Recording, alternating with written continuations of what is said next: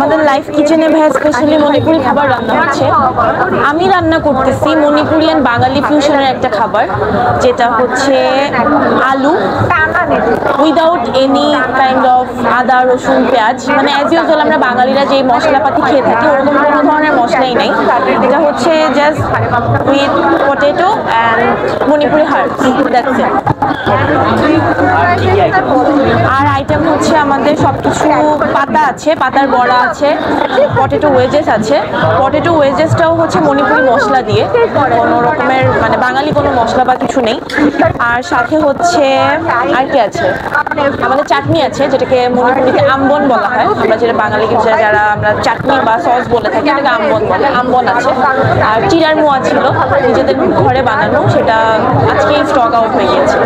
Plus momos আছে, মণিপুরিয়ান বাঙালি fusion momos, যেটাতে কোনো ধরনের চিকেন আছে বাট কোনো আদা রসুন পেঁয়াজ কিছুই নেই। তো আদা রসুন পেঁয়াজ ছাড়া চিকেন কেউ অ্যাকচুয়ালি চিন্তা করতে পারে না, সেটাই মণিপুরিরা করতেছে। এই হ্যাঁ, we have a tourism business in Sreemangal. We have a card, I will give you this. তো আপনারা যে ঘুরে আসতে পারেন। আমাদের স্টে হোম আছে, স্টে হোমে আপনারা লাইক আমাদের 14টা গ্রাম নিয়ে হচ্ছে একটা ট্যুরিজমের কাজ করা হচ্ছে। তো আপনারা চাইলে ওইখান থেকে ঘুরে আসতে পারেন, আমাদের মণিপুরি খাবার হোমলি এনজয় করতে পারেন। That's it, thank you. 24 সালে টেস্ট অফ বাংলাদেশে বনানীতে এসে আমি স্টল নিয়েছি। তো এখানে আমার মণিপুরি খাবারের যে প্রতি আমাদের যে খাবারের প্রতি যে এত মানে গুণমান ছিল বা আমাকে পছন্দ করতেছে আমি জানতাম না।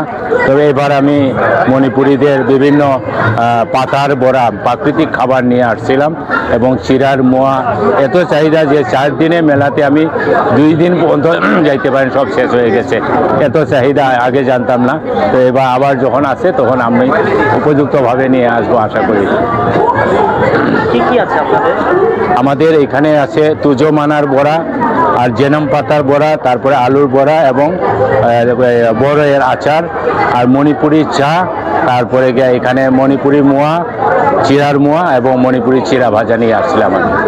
না, এর আগে 23 সালে আমি অংশগ্রহণ করছিলাম বনানীতে, তখন আমি ভালো একটা রেসপন্স পেয়েছিলাম।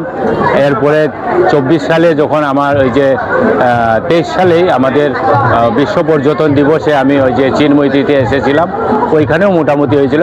এবার এখানে এসে আমার স্টিমিতে অনেক বাইরে চলে গেছে। আমি যতটুকু মানে মনে করছিলাম এর চেয়ে অনেক চাহিদা বাড়ছে। হ্যাঁ, নিজেরাই ফ্রেশ খাবার, অর্গানিক খাবার, এটা আমাদের কোনো বিষমুক্ত খাবার আমি নিয়ে আসছিলাম। সব কিছু মানে মানসম্পন্ন এবং অর্গানিক খাবার, এবং এটা মূলত এখানে প্রাকৃতিক খাবার নিয়ে আসছিলাম আমি।